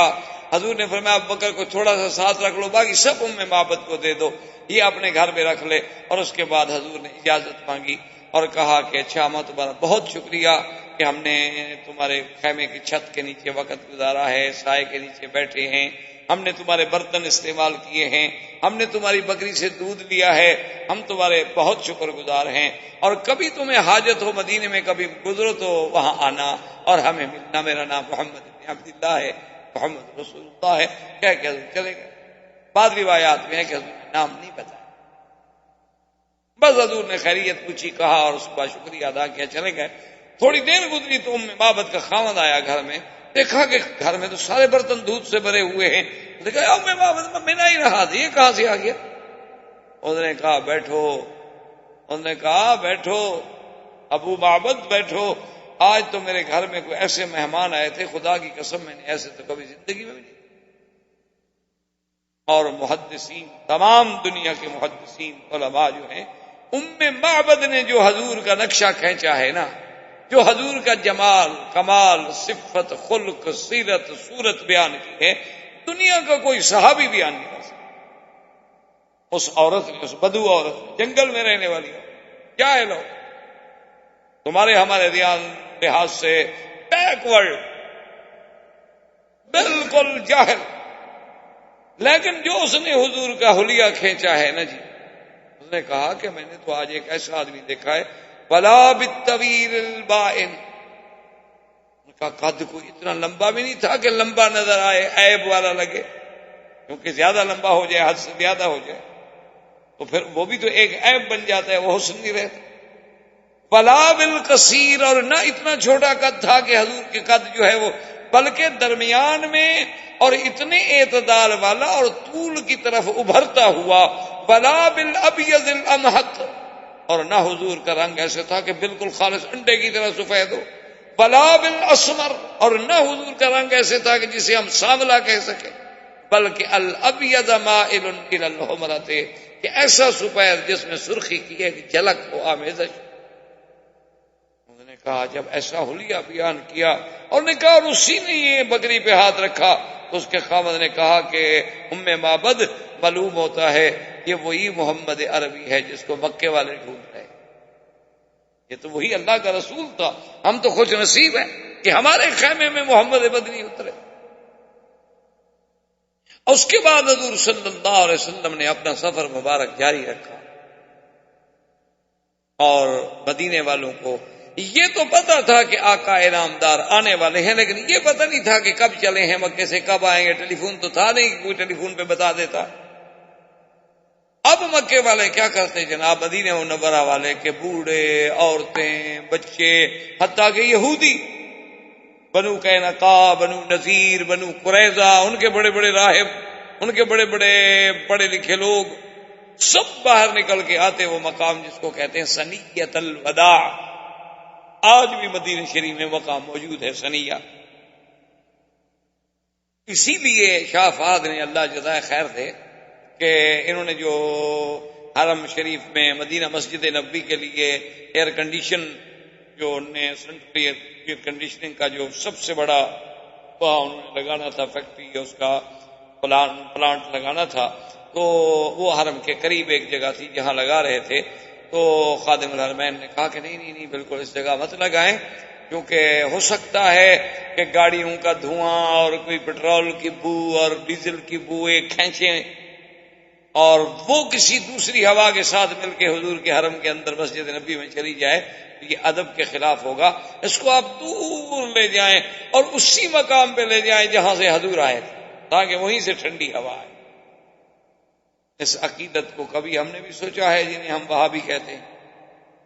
ہمارے نزدیک تو یہ وہابی لوگ ہیں نا، نبی کو مانتے ہی نہیں. نبی کو تو صرف ہم انڈو پاک والے مانتے ہیں، جن کا گزارا ہی ماشاءاللہ قوالیوں پہ ہے یا بجرے پہ. قال رسول اللہ جنہیں کبھی نصیب ہی نہیں ہوتا. ہم نے تو یہی دیکھا ہے، جب یا پتہ نہیں ہماری کو بدقسمتی ہوگی. میں تو ایک دفعہ گیا وہاں معین الدین اجمیری رحمۃ اللہ علیہ کی مزار پہ بھی فاتحہ پڑھ لوں، خواجہ نظام الدین اولیاء رحمۃ اللہ علیہ کی مزار پہ فاتحہ پڑھ لوں. اسی طرح اپنا اور بزرگوں کے مزارات پہ وہاں جانے کا اتفاق ہوا. ہم تو جب گئے وہاں یا قوالیاں ہیں یا ڈھول ہیں یا دھمال ہیں، یا ہماری بدقسمتی اس دن کوئی خاص مصیبت ہو تاکہ ہم جلتے ہوئے جائیں. تو اب جناب یہ مدینے والے لوگ جو تھے تو یہ سارے نکل کے اسی ثنیۃ الوداع کے پہاڑ پہ آ کے چڑھ کے دور دور دیکھتے بیچارے، جب دھوپ شدید ہو جاتی لوٹ جاتے. جبھی آج تو نہ آئے. اور دیکھیں خدا کی قدرت ہے کہ جب حضور صلی اللہ علیہ وسلم تشریف لائے تو سب سے پہلی نظر جو ہے ایک یہودی دور سے اس نے کہا یا اہل المدینہ ھذا مطلوبکم، وہ جس کے لیے تم کھڑے ہو نا وہ آ رہا. تو مدینے والے جناب ایسے خوش ہوئے. اس لیے ایک صحیح حدیث مبارک میں ہے، صحابی فرماتا ہے کہ واللہ، کہتا ہے خدا کی قسم ہے، ما رأینا اضواء یوم، ہم نے اتنا روشن دن کبھی نہیں دیکھا. وہ دن جس دن محمد پاک مدینے میں تشریف لائے، ایسا روشن دن ہم نے نہیں دیکھا کہ معلوم یہ ہوتا تھا کہ آج 2 سورج اترے. ایسی روشنی، ایسا مدینے پہ چمک، ایسا مدینے کی فضا میں نور. اسی لیے عرب لڑکیاں بچیاں جو تھیں اور وہ حضور کے استقبال میں، حتیٰ کہ امام بخاری رحمۃ اللہ علیہ بھی نقل کیا ہے کہ کھڑی کہہ رہی ہیں طلع البدر علینا من ثنیۃ الوداع وجب الشکر علینا ما دعا للہ داعی، کہ طلع البدر علینا، آج 14ویں کا چاند آ گیا. ان عرب کی بچیاں ہیں نا، یہ نہیں کہا طلع الہلال طلع القمر، کیونکہ وہ تو ناقص ہوتا ہے۔ چاند کب مکمل ہوتا ہے؟ جب 14ویں کی رات میں پورا ہو تو پھر بدر کہلاتا ہے۔ انہوں نے حضور کو بدر سے تشبیہ دی، قمر سے نہیں تشبیہ دی، ہلال سے نہیں تشبیہ دی، کہ جیسے بدر کامل ہے میرے مدنی کی نبوت بھی کامل ہے کہ آپ کے بعد نبی کوئی۔ حضور صلی اللہ علیہ وسلم تشریف لائے اور مقام قبا، جیسا آج بھی یہاں مسجد قبا ہے، یہ سب سے پہلا حضور کا قیام ہے جہاں حضور پاک نے قیام فرمایا۔ تو یہ مسجد قبا جہاں بنی ہوئی ہے، بالکل عین اسی جگہ بیٹھے، اور بیٹھنے کے بعد جو پہلا حکم دیا وہ یہی تھا کہ فوراً مسجد لَمَسْجِدٌ أُسِّسَ عَلَى التَّقْوَى مِنْ أَوَّلِ يَوْمٍ أَحَقُّ أَن تَقُومَ فِيهِ رِجَالٌ يُحِبُّونَ أَن يَتَطَهَّرُوا۔ اللہ نے فرمایا کہ میرا مدنی وہ مسجد جس کی بنیاد تقوی پہ رکھی گئی پہلے دن سے، اس مسجد کا حکم دینے والے کون ہیں؟ محمد صلی اللہ علیہ وسلم۔ اور مسجد جناب یہ تو کوئی لینٹر وغیرہ تو نہیں ڈالنے تھے، وہ تو سادی سی مسجد تھی نا جی، بس چھوٹی سی دیوار اور اس کے بعد چھڑیاں، کھجور کے ستون اور اوپر چھڑیاں ڈال کے، تو سب صحابہ لگے ہوئے ہیں اور 2 دن میں مسجد بن گئی۔ تو حضور صلی اللہ علیہ وسلم سوموار، منگل، بدھ، خمیس، 4 دن آپ نے قباء میں قیام فرمایا۔ اس کے بعد حضور پاک نے مدینے کے لیے روانگی اختیار کی۔ جس دن حضور روانہ ہوئے وہ جمعہ کا دن، اور حضور صلی اللہ علیہ وسلم ابھی مدینہ منورہ میں نہیں پہنچے تھے، راستے میں تھے، بنی عامر ابن عوف میں یا بنی سالم ابن عوف، ایک ہی بات۔ تو وہاں جمعہ کا وقت ہو گیا، تو سب سے پہلا جمعہ جو ہے، پہلا خطبہ جو حضور نے دیا ہے وہ اسی جگہ میں ہے، قباء اور مدینے کے درمیان، بنی سالم ابن عوف۔ اچھا، ویسے حضور کے آنے سے پہلے بھی جمعہ شروع ہو گیا تھا، حضور صلی اللہ علیہ وسلم کے آنے سے پہلے، بلکہ اسلام آنے سے پہلے بھی اسد ابن زرارہ کے ہاں لوگ جمع ہوتے تھے۔ اور جمعہ کا نام جو ہے وہ لؤی ابن کعب حضور کے دادا گزرے، ان نے زمانہ جاہلیت میں رکھا تھا، ورنہ اس کا نام یوم العروبہ تھا، اس کا نام یوم الجمعہ نہیں تھا، کہ جمعہ کا نام انہوں نے رکھا۔ اور پہلا جمعہ مدینے میں پڑھا ہے تو اسد ابن زرارہ نے، اور پھر سرکار دو عالم، سرکار دو جہاں، رحمت للعالمین صلی اللہ علیہ وسلم نے ہجرت کے بعد پہلا جمعہ جو پڑھا ہے بنی سالم ابن عوف میں، اور جمعہ پڑھانے کے بعد حضور پھر روانہ ہوئے۔ اب جب روانہ ہوئے تو اب تو جناب مدینے کے تو لوگ ماشاءاللہ اس طرح جان نثار تھے نا جی، کہ سڑکوں پہ کھڑے ہیں اور جناب حضور کی اونٹنی کو چمٹ رہے ہیں، یا رسول اللہ انزل بنا انزل بنا انزل بنا، حضور ہمارے پاس ہو، خدا کے لیے ہمارے پاس نفدی امبارنا واولادنا وابنانا یا محمد صلی اللہ علیہ وسلم، حضور ہم اپنے بچے، جان، مال، اولاد سب آپ پہ قربان کر دیں گے، واللہ انزل بنا یا محمد، ہمارے پاس اترے۔ سب مدینے والے جناب، سب لوگ۔ اسی لیے امام مالک رحمت اللہ علیہ فرماتے ہیں کہ تمام دنیا کے شہروں میں سے سب سے افضل جو ہے وہ مدینہ، حتیٰ کہ وہ مکے سے بھی افضل سمجھ۔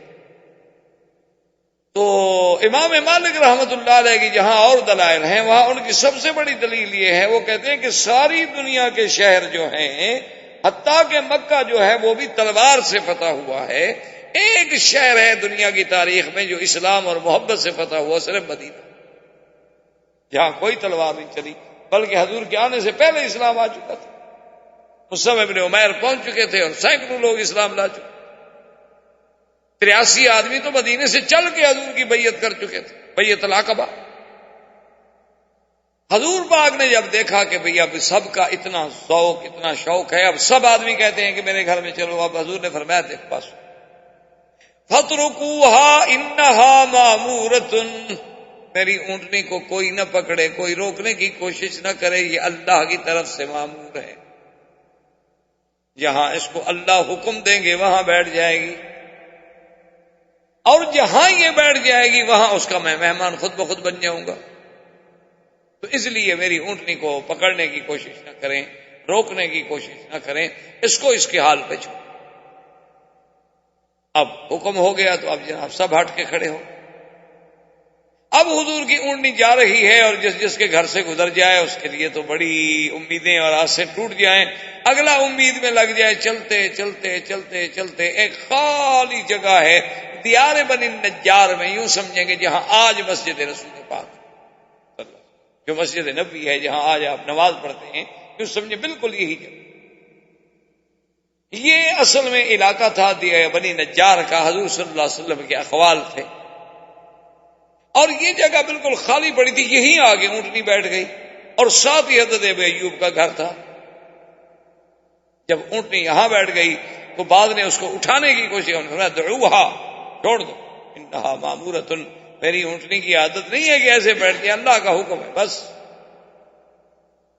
اللہ کے حکم سے اونٹنی بیٹھ گئی۔ حضور نے فرمایا لمن ھذا الارض، یہ زمین کس کی ہے؟ انہوں نے کہا حضور یہ 2 یتیم بچے ہیں، ان کی زمین۔ آپ نے فرمایا ان کو بلاؤ، آ گئے۔ آپ نے فرمایا یہ زمین بیچتے ہو؟ انہوں نے کہا ہی الگ ہے یا رسول اللہ۔ انہوں نے کہا کمال ہے، ہم یتیم ہیں، غریب ہیں، لیکن محمد مدنی آپ مدینے میں آئے ہیں، ہمارا سب کچھ آپ پہ قربان ہے، یہ سب آپ کا ہے، خریدنے کا کیا مطلب؟ میں یہاں اللہ کا گھر بنانا چاہتا ہوں، اور وہ زمین میں کسی کی ایسے نہیں لینا چاہتا، میں قیمت سے۔ اسی لیے فقہا نے لکھا ہے کہ ارض مغصوبہ اگر کسی کی زمین زبردستی چھین لی جائے، یا اپنے اقتدار کی وجہ سے آپ کسی سے مانگیں اور وہ بندہ بیچارہ کیا انکار کرے، آپ بڑے آدمی ہو، ڈرتا ہے نہیں دوں گا تو یہ ویسے ہی لے سکتے ہیں، کہا جی آپ بالکل حاضر ہے۔ انہوں نے کہا ایسے مقامات پہ نماز نہیں ہو۔ یا وہ زمین کسی حرام کے پیسے سے خریدی جائے، سود کے پیسے سے، رشوت کے پیسے سے۔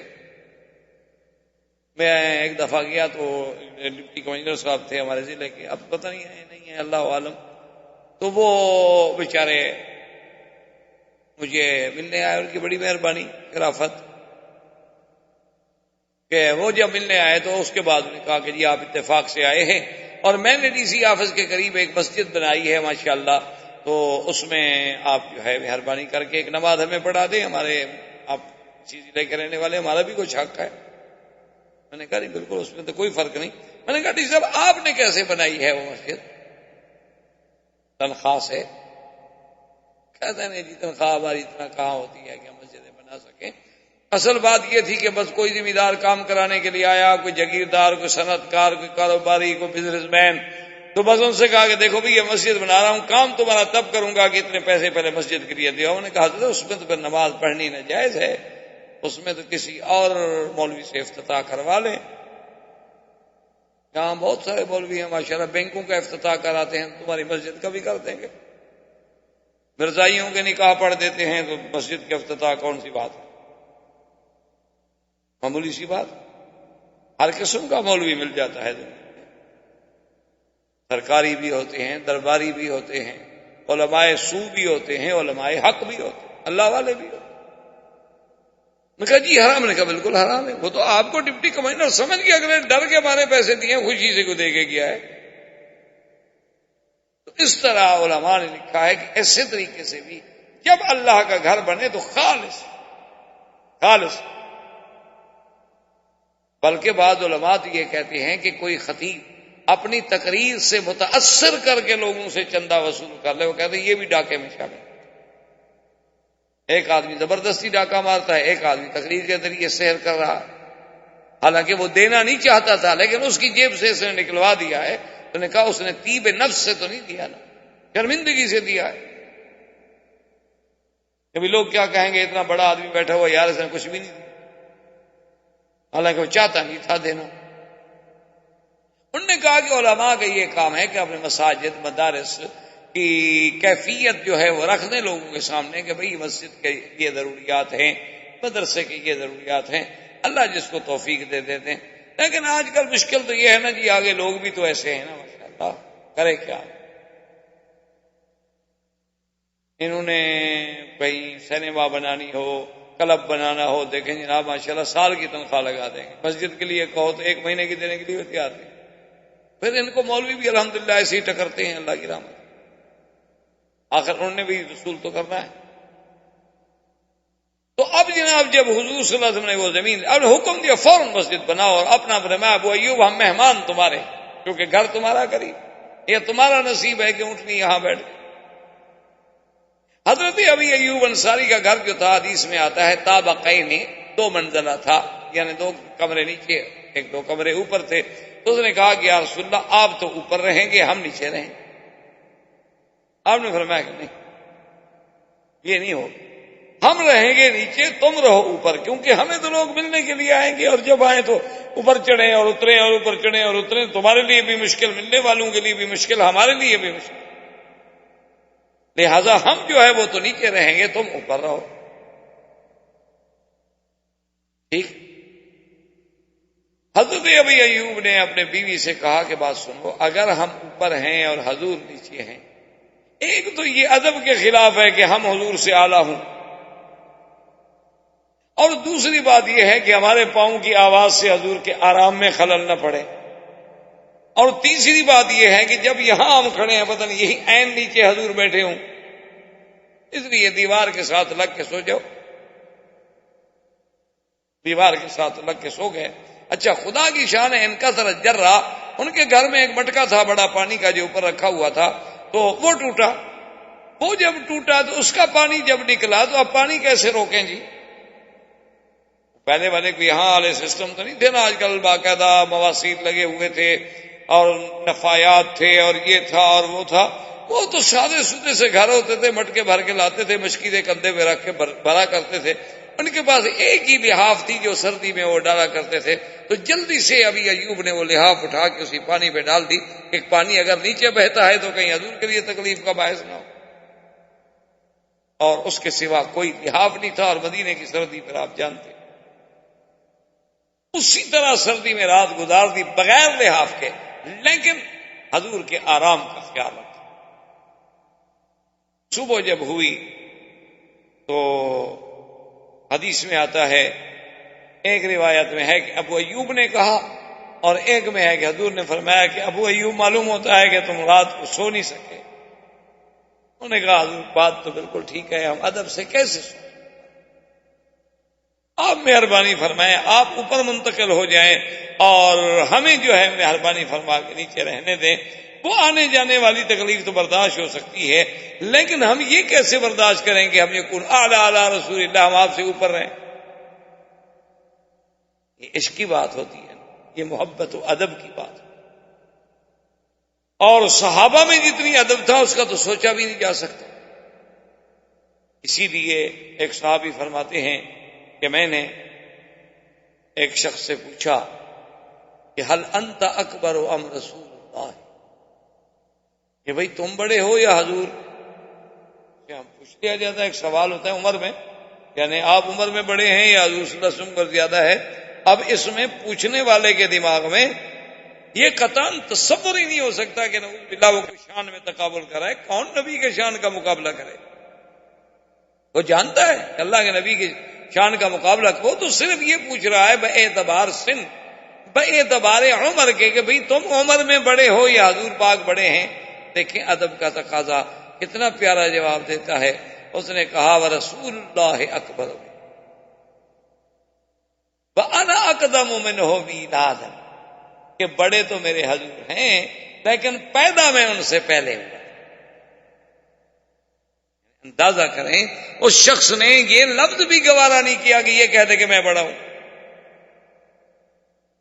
آج تو ادب سے ہم محروم ہو گئے ہیں نا. آج تو لوگ نبی کا نام ایسے لیتے ہیں جیسے کہ وہ اپنے رشتے دار کا نام لے رہے ہیں.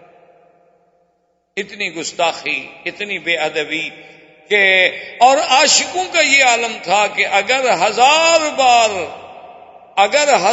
بار بشویم دہن بمشک و گلاب ہنوز نام تو گفتن کمال بے ادبیست. مولانا جامی کہتا ہے یا رسول اللہ 1000 دفعہ اگر میں اپنے اس منہ کو عرق کے گلاب سے دھو کے تمہارا نام لوں پھر بھی ڈر لگتا ہے کہیں بے ادبی نہ ہو جائے میری گندی زبان سے. نام محمد مصطفیٰ کیسے لوں. یہ عشق کی بات. ورنہ نام تو لیتے تھے صحابہ بھی پڑھتے تھے. یہ مقام عشق تھا یہ مقام ادب تھا یہ مقام محبت تھا. کہ حضور صلی اللہ علیہ وسلم کے اوپر ہم کیسے رہیں بھی، حالانکہ حکم تو حضور کا تھا، آپ نے فرمایا کہ اوپر چلے جاؤ۔ تو حضور صلی اللہ علیہ وسلم نے مسجد نبوی میں یہ سب سے یعنی پہلی مسجد قباء، اور اس کے بعد جو مسجد ہے وہ مسجد نبی ہے، مسجد رسول اللہ صلی اللہ علیہ وسلم۔ اور وہ مسجد بھی کیا تھی؟ کچی دیوار اور کچی اینٹیں، حتیٰ کہ ایک حدیث میں آتا ہے کہ سب صحابہ جب اٹھا رہے تھے تو ایک ایک لبنہ، اما عمار فانہ یحمل لبنتین، کہ حضرت عمار جو تھے وہ دو اینٹیں اٹھا۔ جب حضور نے دیکھا نا ان کی اینٹیں تو آپ نے فرمایا عمار، آپ نے دعا دی کہ بارک اللہ لکا، اور اس کے بعد کہا عمار لیکن بات یہ ہے عمار تقتلہ فئۃ الباغی، تمہیں ایک باغی جماعت قتل، یعنی ایک طرف اتنی بڑی خبر ہے، ایک طرف دعا بھی، اور علماء نے کہا اسی میں یہ بھی دعا تھی نا، حضور اس کی شہادت کی خبر دے رہے ہیں، اور شہادت کا مرتبہ وہ کتنا عظیم مرتبہ۔ اور دوسرا حضور یہ بھی بتلا رہے تھے کہ تم علامت و حق کو باطل کی، کہ تمہارے قتل کرنے والے باغی ہوں گے اور تمہاری اعانت کرنے والے حق پہ ہوں گے، کہ تم جیسے آج اللہ کے گھر بنانے میں اتنے ذوق شوق سے لگے ہوئے ہو نا، اسی طرح اللہ تمہیں علامت بنا دیں گے، الفارق بین الحق والباطل۔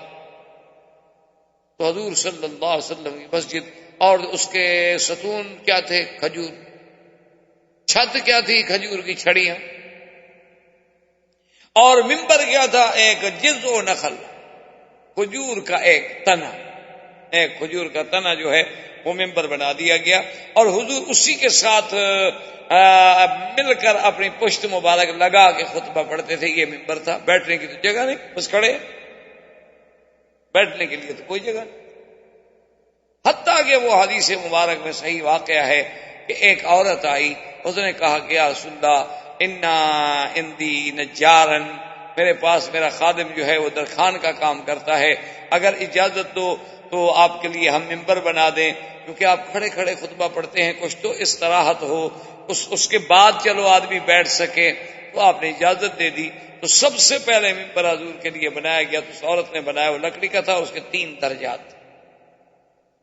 ویسے خیر الحمدللہ یہ سنت تو ابھی تک ہمارے ہاں باقی ہے، ہر مسجد میں انڈو پاک میں منبر بنائے جاتے ہیں، اور ماشاءاللہ آسا بھی رکھتے ہیں، اور بعض مسجدوں میں دیکھو تو آسا بڑا ہے، مولوی چھوٹا، عمل ہے نا جی، اور آسا اتنا رنگین، اتنا خوبصورت کہ مولوی صاحب صرف آسا ہی دیکھتا رہے، خطبہ ہی اس کو بھول جائے۔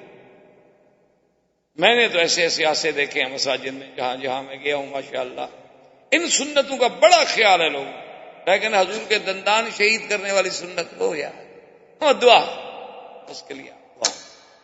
بھی حضور نے جہاد بھی فرمایا تھا، پیٹ پہ 2 پتھر بھی باندھے تھے، آپ نے فاقہ بھی برداشت کیا تھا، آپ نے ہجرت بھی کی تھی، غاروں میں بھی چھپے تھے، وہ سننا بس یہ دعا، اس کے لیے دعا۔ صرف حضور صلی اللہ علیہ وسلم کی سنت مبارک آسا تھا، پگڑی تھی، حلوہ مبارک پسند تھا، گوشت کی چوڑیاں پسند تھی، یہ ماشاءاللہ سب کو حدیث ازبر یاد ہے، بما سند، بما متن، بما روات، بما احوال اسماء الرجال۔ یہ تو قیامت آئے گی تو مولویوں کا فیصلہ بھی ہو جائے گا، پیروں کا بھی ہو جائے گا، آئے گا وقت، ایک دن انصاف کا تو آنا ہے نا، یہ تو نہیں ہونا نا کہ اسی طرح دنیا چلتی رہے۔ اسی لیے تو خدا کہتے ہیں افنجعل المسلمین کالمجرمین، کیا ہم مسلمان اور مجرم دونوں کو برابر کر دیں گے؟ ام نجعل الذین آمنوا وعملوا الصالحات کالمفسدین فی الارض، اللہ نے فرمایا ایمان لانے والے، اعمال صالحہ کرنے والے، فساد مچانے والے، کیا ہم ان دونوں کو برابر کر دیں گے قیامت میں؟ ام نجعل المتقین کالفجار، کہ ہم متقی اور فاجر کو برابر کر دیں گے، حق کے لیے مرنے والوں کو، حق کے لیے قربانیاں دینے والوں کو، اور اللہ کے نبی کے نام پہ دھوکہ دے کے حلوہ کھانے والے قیامت میں کو برابر ہو جائے گے؟ تو بات ہے، یہ اللہ کا عدل ہے، وہاں تو انصاف ہوگا۔ حضور صلی اللہ علیہ وآلہ آلہ وسلم نے قبول فرما لیا۔ صحابی کہتے ہیں کہ حضور جب آئے خطبہ دینے کے لیے تو اس درخت کے قریب نہ گئے، اس نئے ممبر پہ بیٹھے۔ اس کے بعد کہتے ہیں کہ ہم نے کیا دیکھا کہ فسمعنا صوت البکا کحنین الناقہ، ایسے جیسے اونٹنی اپنے بچے کے لیے چیختی ہے نا، آوازیں آتی ہیں، ایسے اندر رونے کی اس درخت سے، خشک درخت کے تنے سے آواز آ رہی ہے۔ فنزل رسول اللہ صلی اللہ علیہ وسلم المنبر، حضور ممبر سے اترے، فضمها، آپ نے اس کو سینے سے لگا لیا۔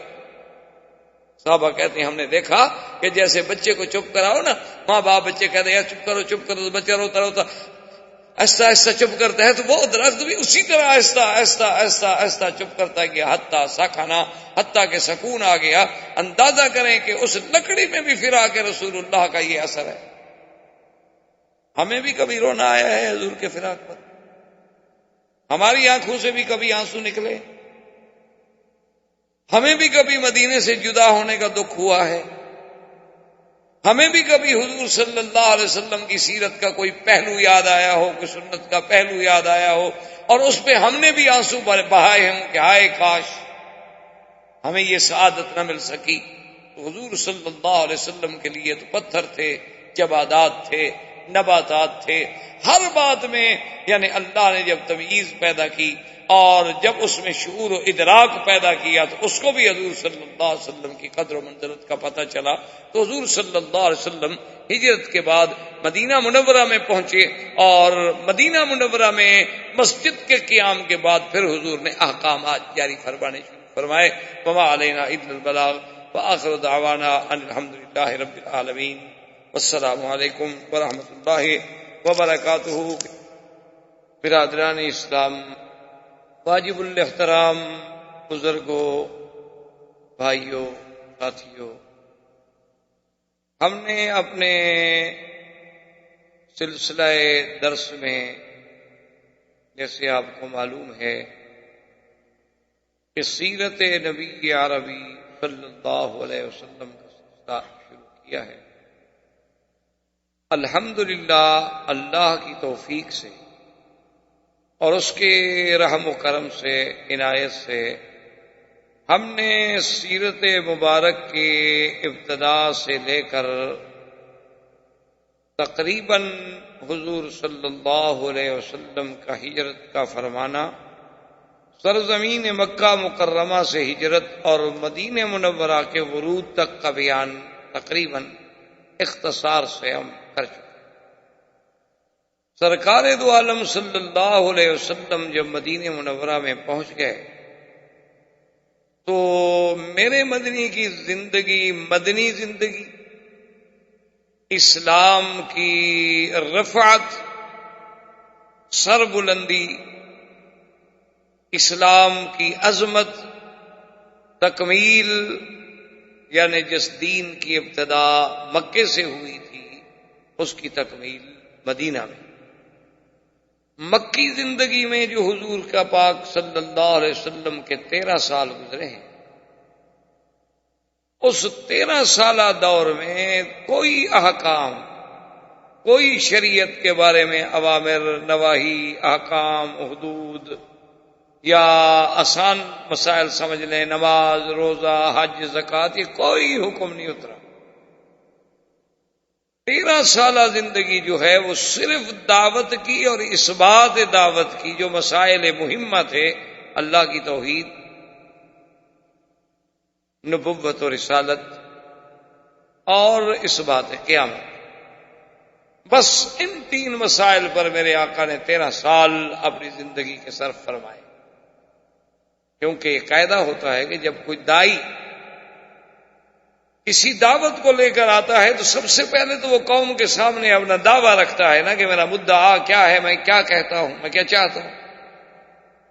اور پھر لازمی بات ہے کہ جب کوئی دعوت آتی ہے تو اس کی موافقت بھی ہوتی ہے، مخالفت بھی ہوتی ہے، پھر ان مخالفت کا دلائل کے ساتھ رد کیا جاتا ہے۔ تو بعین ہی اسی طرح اللہ نے اپنے نبی پاک پہ جب قرآن نازل کیا، حکم دیا جی آپ ان کو انذار فرمائیں، ڈرائیں، لیکن ہر چیز برداشت، صبر کے ساتھ۔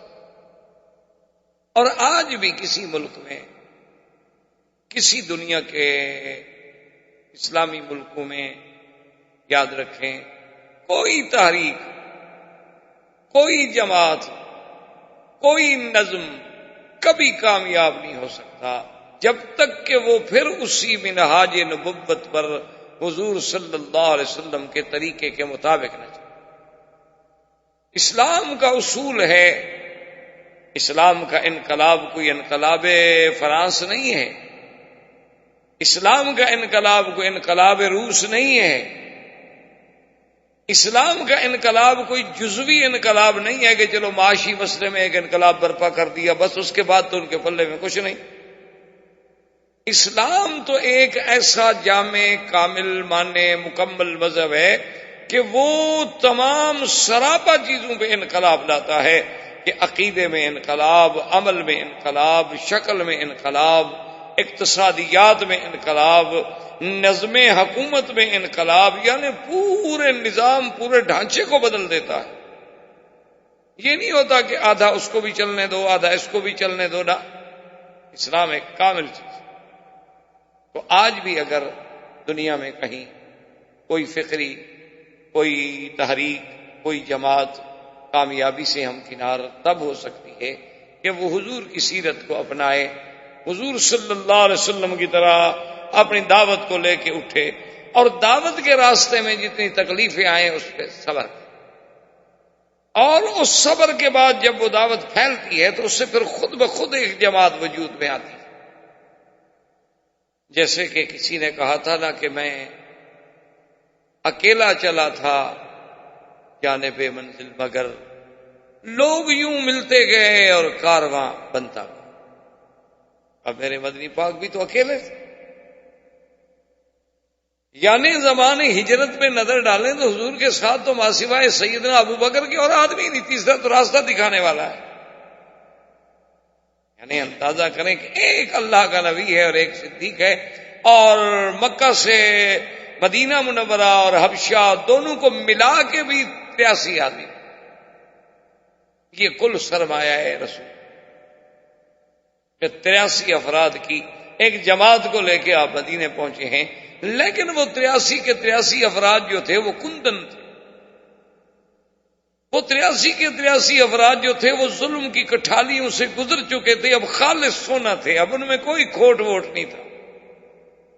تو اب اصل میں جو مکی زندگی ہے وہ ہے زندگی اسلام کی، جس سے اسلام کو تابانی ملی، اسلام کو عزت ملی، اسلام کو عظمت ملی، اسلام کو غلبہ ملا۔ اسی لیے امام مالک رحمۃ اللہ علیہ جمہور ائمہ کے خلاف ہیں، وہ کہتے ہیں کہ ساری دنیا میں مدینہ منورہ جو ہے سب سے افضل۔ حالانکہ جمہور کا مسلک یہ ہے، جمہور سے مراد ہوتا ہے کہ جس طرف صحابہ زیادہ ہوں، مثلا 2 صحابی ایک طرف ہیں، 10 صحابہ ایک طرف ہیں، صاف بات ہے کہ جمہور سے مراد 10 صحابہ ہیں۔ 4 ائمہ میں سے 3 امام ایک طرف ہوں اور ایک طرف ہو، تو بات یہ ہوتی ہے کہ جمہور ایک طرف، اور پھر ان کی بات میں وزن ہوتا۔ تو اب جمہور کا مسلک تو یہ ہے، امام ابو حنیفہ رحمۃ اللہ علیہ، امام شافعی، امام مالک رحمۃ اللہ علیہ، امام احمد بن حنبل رحمۃ اللہ علیہ، اجمعین کے مکہ افضل ہے، لیکن امام مالک رحمۃ اللہ علیہ فرماتے ہیں کہ نہیں، مدینہ افضل۔ اس کی وجہ کیا تھی؟ وہ کہتے ہیں کہ تمام دنیا کے شہر جو ہیں وہ تلوار سے قابو آتے ہیں، تلوار سے فتح ہوتے ہیں، ایک مدینہ ہے جو صرف اسلام سے فتح۔ تو اب سیدنا محمد رسول اللہ صلی اللہ علیہ وسلم جب مدینے میں تشریف لے گئے تو جس جگہ پر آپ کی اونٹنی مبارک بیٹھی تھی وہ ایک خالی چٹیل سی جگہ تھی، میدان تھا۔ آپ نے فرمایا لمن ھذا الارض، یہ زمین کس کی ہے؟ انہوں نے کہا حضور یہاں 2 یتیم بچے ہیں، ان کا باپ مر گیا ہے، ان کی یہ زمین ہے۔ آپ نے فرمایا ان کو بلائیں، تو آپ نے کہا کہ ہم یہاں مسجد بنانا چاہتے ہیں، تو یہ زمین جو ہے ہمیں بیچ دو۔ تم نے کہا کہ یا رسول اللہ، ایک تو آپ مانگنے والا نبی ہو اور مانگتا بھی اللہ کے لیے ہو، تو ہم نے اس سے اور کیا قیمت لینی ہے کہ خدا کا گھر یہاں بن جائے؟ حضور نے فرمایا کہ پھر مجھے کوئی دوسری جگہ دیکھنی ہوگی، میں اللہ کا گھر تو بناؤں گا لیکن خالصتاً خرید کر۔ انہوں نے کہا ٹھیک، جیسے آپ راضی ہیں، پیسے دینا چاہتے ہیں پیسے دے دیں۔ تو سب سے پہلا کام یہ ہوا کہ حضور پاک نے وہاں مسجد کی بنیاد رکھی۔ یہ سب سے پہلی مسجد تھی۔ اس طرح تو مسجد قباء تھی، لیکن باعتبار مسجد نبی صلی اللہ علیہ وسلم کے یہ پہلی مسجد تھی جس کی بنیاد سرکار دو جہاں رحمت للعالمین نے رکھی۔ اور اس زمانے میں مسجد کا تصور یہ نہیں تھا کہ جہاں جا کے آپ صرف نماز پڑھ لیں، بلکہ مسجد کا تو ایک بہت بڑا حساس یعنی کردار تھا کہ وہی مسجد ہوتی تھی اور وہی مدرسہ ہوتا تھا اور وہی یوں سمجھ لیں کہ پارلیمنٹ ہاؤس تھا، وہی پریزیڈنٹ ہاؤس تھا، وہی جناب GHQ تھا، سب کچھ مسجد تھی۔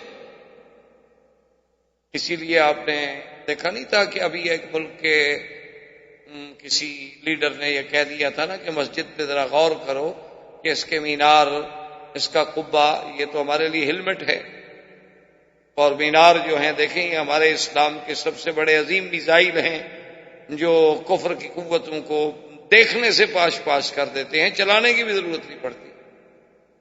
تو اس پہ اس کو سزا ملی ہے کہ تم نے پھر مسلمانوں کے ذہن میں ایک سوئی ہوئی چیز کو بیدار کرنے کی کوشش کرو، پھر جگا رہے ہو۔ اب تو مسجد جو ہے نا جی بس ایک ہے کہ چلو عبادت کی جگہ ہے، ہم وہاں جا کے نماز پڑھائیں گے۔ اچھا بعض لوگ تو مسجد کو یہ بھی سمجھ چل نماز بھی ہو جائے گی، اس کے بعد بیٹھ کے گپ شپ بھی لگا لیں گے اور جگہ ذرا اچھی نہیں ملتی، ورنہ مسجد کا تو ایک بہت بڑا مقام ہے۔ صحیح حدیث مبارک ہے، حضور پاک صلی اللہ علیہ وسلم نے فرمایا کہ زمین والے لوگ جس طرح یوں دیکھتے ہیں آسمان کے کواکب کی طرح، اسی طرح اللہ کے فرشتے جو آسمانوں پہ ہیں ان کو مسجد ایسے نظر آتی ہے جیسے تارے زمین پہ چمک رہے ہیں، ان کو بھی مسجدیں نظر آتی ہیں۔ یہ تو منارہ نور ہے، یہ تو منارہ اسلام ہے، یہ تو اساس اسلام ہے اور یہ مراکز اسلام ہیں۔ سب سے پہلے حضور نے مسجد کی بنیاد رکھی اور اس میں پہلا مدرسہ قائم ہوا جس کو مقام صفہ پر اصحاب صفہ، جو وہ لوگ تھے مہاجرین جن کا کوئی کسی قسم کا ذریعہ ماوا ملجا ٹھکانے کا کوئی سبب ہی نہیں، سب سے پہلا کام یہ ہوا کہ اللہ کی مسجد میں مدرسہ قائم کیا۔ اسی لیے آج تک اہل حق کے جو علماء ہیں ان کا وہی تصور ہے۔ آپ نے دیکھا ہوگا لوگ انہیں اب بھی پاگل سمجھتے ہیں کہ دیکھو جی یہ مولوی ہیں، اتنا دنیا ترقی کر گئی اور ابھی تک یہ وہی بیٹھ کے گھر میں بخاری شریف اور مشکات شریف اور لوگوں کو کافی نحو پڑھا رہے ہیں۔ لیکن یہ کتنے بیچارے کم عقل لوگ ہیں مولوی، اب بھی دیکھو وہی مسجدوں میں پڑے ہوئے ہیں، وہی مسجد کا مصلی، وہی مسجد کا مینار، وہی مسجد کا حجرہ۔ حالانکہ اصل وجہ کیا ہے کہ ان کے سامنے سیرت رسول عربی نہیں۔ جن کے سامنے سیرت رسول عربی ہوتی ہے وہ سمجھتے ہیں کہ اللہ کے نبی کے جو وارث ہیں العلماء ورثۃ الانبیاء، تو یہ تو پھر اسی جائیداد کو لے کے چلیں گے نا جو حضور سے ہمیں ملی ہے۔ حضور سے ہمیں کالج تو ملا نہیں، ورنہ ہم بھی کالج لے کے چلتے۔ حضور سے ہمیں کوئی کانوینٹ سکول نہیں ملے، کوئی چیفز کالج نہیں ملے، کوئی اپنا جو ہمیں پرائمری سکول نہیں ملے، ہمیں تو یہ ملا یا مسجد ملی یا دین کا مدرسہ ملا۔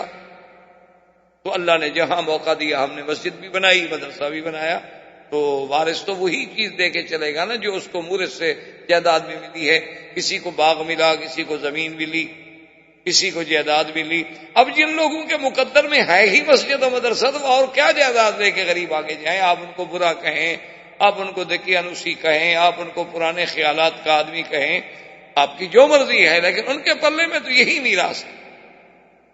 اگر اسی طرح پرانے ہونے کا دماغ آ گیا تو پھر تو کل کوئی دہریہ یہ بھی کہہ سکتا ہے ان کا خدا بھی بہت پرانا ہو گیا، ہزاروں سال گزر گئے تو خدا بھی نہیں ڈھونڈے، اور ان کا نبی بھی بہت پرانا ہو گیا، 1400 سال گزر گئے ابھی تک ایک لیڈر پہ کھڑے۔ وہ تو یہ بھی کہے گا بھئی ان کا کعبہ تو بہت ہی پرانا ہو گیا، وہ تو زمین پیدا ہوئی تو کعبہ آ گیا۔ تو پھر اگر آپ نے پرانی چیزیں ساری چھوڑنی ہے تو پھر آپ کی مرضی ہے، ورنہ ہم تو مجبور ہیں، ہمارے دامن میں میراث رسول کے علاوہ اور کچھ چیز ہم کریں تو کیا کریں، ہم مجبور ہیں۔ آپ ہمیں معذور سمجھیں، بجائے اعتراض کرنے کے لیکن ہر آدمی کوئی لاڈمی کالے کا وارث ہے، اس کا قانون لے کے چل رہا ہے. اسی طرح کوئی شیکسپیئر کا وارث ہے تو اس کے پاس آپ کو شیکسپیئر کی نظمیں ہی ملیں گی نا. اسی طرح کوئی اسٹالن کا، کوئی لینن کا، کوئی کسی کا، کوئی ماؤ کا، کوئی چاؤ کا. تو ہمارے پلے میں تو محمد مدنی کی سیرت ہے. ہم کہاں جائیں؟ ہم یہ دیکھتے ہیں کہ مدینے پہنچنے کے بعد سب سے پہلے حضور نے مسجد بنائی، مدرسہ جاری کیا، اور اس کے بعد فرمایا کہ انصار و مہاجرین کو بلائیں. آخا بین المہاجرین والانصار، فرمایا کہ بھی آؤ، آج اللہ کا نبی تمہارے درمیان میں ایک فیصلہ ہے. انصار حاضر ہو گئے، انہوں نے کہا جی ہاں. آپ نے فرمایا دیکھو یہ میرے آنے والے مہاجرین جو ہیں یہ لٹ پٹ کے آئے ہیں، اخرجوا من دیارہم واموالہم، ان کو تو ان کے مال بھی چھین لیے گئے، اور حویلیاں، گھر، دیار، بچے، سب کچھ، یہ تو لٹ پٹ کے 3 کپڑوں میں آئے. لیکن اللہ نے آپ لوگوں کو تو گھر دیا ہے. آپ جو ہیں گھر والے ہیں، یہ آپ کے مہمان ہیں اور آپ کے بھائی ہیں، ایمان والے ہیں، اور سب کچھ چھوڑ کے یہ اسلام کے لیے، مدنی سرکار کی محبت کے لیے یہاں آئے ہیں. تو میں یہ چاہتا ہوں کہ ایک انصاری اور ایک مہاجر، ان کو ہم آپس میں بھائی بھائی بنا دیں. انصار نے کہا آمنا یا رسول اللہ، بالکل ہم تو حاضر ہیں. نے کہا یا رسول اللہ بالکل آپ کا حکم ہے، بالکل ہم بالکل بقلبنا قلوبنا، ہم اپنے دل سے راضی ہیں. اب حضور نے اس کو کہتے ہیں مواخات، یعنی آپ نے مہاجر و انصار کے درمیان میں مواخات قائم کی. ایمان سے کہیں کیا اس میں درس نہیں تھا کہ ہم آج تک بھی مہاجر مہاجر ہے اور انصار انصار ہے؟ ہمارے درمیان میں یہ جو دیواریں کھڑی ہیں کیوں ہیں؟ ورنہ اللہ کے نبی تو اللہ سے بھی دعا مانگ سکتے تھے نا کہ مہاجروں کے پاس کچھ نہیں ہے، میرا اللہ کو آسمان سے بھیج دو. تو کیا مشکل تھی؟ اب اگر اس سرزمین سے پیٹرول نکل سکتا ہے، سونا نکل سکتا ہے، اور بڑی بڑی معدنیات نکل سکتی ہیں، اب اس ملک کی ریت کو بھی اللہ نے قیمتی بنا دیا ہے، تو کیا اللہ اپنے نبی کے لیے نہیں دے سکتے؟ لیکن امت کو تعلیم دینی تھی کہ ہمارا سب سے بڑا رشتہ جو ہے وہ ایمان کا رشتہ ہے.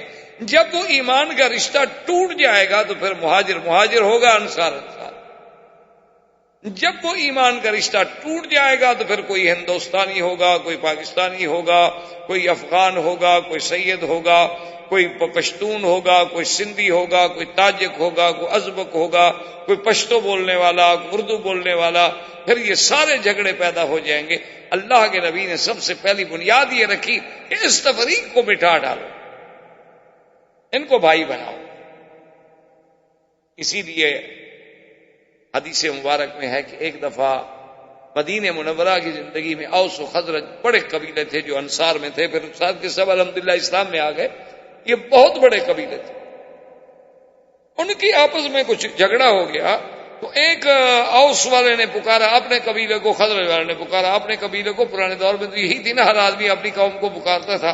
تو وہ دونوں جناب تلواریں لے کے نکل آئے.